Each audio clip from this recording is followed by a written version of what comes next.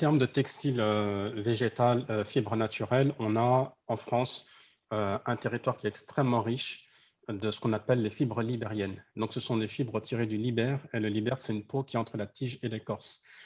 C'est le chanvre, le lin, l'ortie et l'aramie, qui est une cousine de l'ortie. D'ailleurs, dans ma transformation, comme j'expliquais tout à l'heure, j'ai eu la chance de réaliser, avec l'aide de Marie-Laurence Sapin et Catherine Virasamy, une étude sur le savoir-faire français lié au textile fait de fibres libériennes. Et il y a une première fiche qui a été publiée. Elle est gratuite, elle est disponible sur Internet, dans le site du ministère de la Culture. Et celle du lin va bientôt sortir et celle de l'ortie ne va pas tarder non plus. Donc, ce sont des fibres qui sont écologiques pour les Français parce qu'elles poussent en France, donc il y a un impact carbone en termes de transport qui est réduit.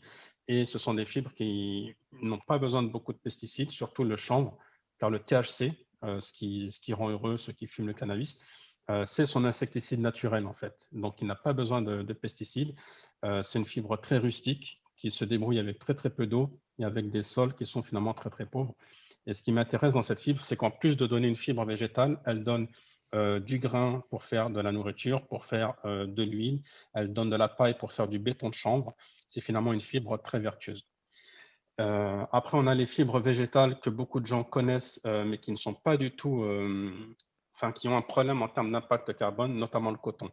Mmh. Tout le monde autour de nous porte du coton parce que c'est vrai que c'est peu cher, c'est vrai que c'est pratique, c'est vrai que contre la peau, c'est agréable. Mais il faut savoir que c'est une plante qui pousse loin, qui a besoin de beaucoup d'eau, d'engrais chimiques, de pesticides. Et même quand c'est un coton biologique, souvent, il a nécessité la construction de barrages pour que de l'eau naturelle, pure, vienne irriguer des champs. Après, on a le bambou. Tant qu'il n'est pas transformé, ça reste une fibre qui séquestre énormément de CO2 et qui est très vertueuse, mais ça reste une fibre qui, encore une fois, quand elle n'est pas transformée, est très rigide. Donc, c'est bien pour du chapeau, pour du sac, de la vannerie, mais il ne faut pas non plus que ça aille trop loin.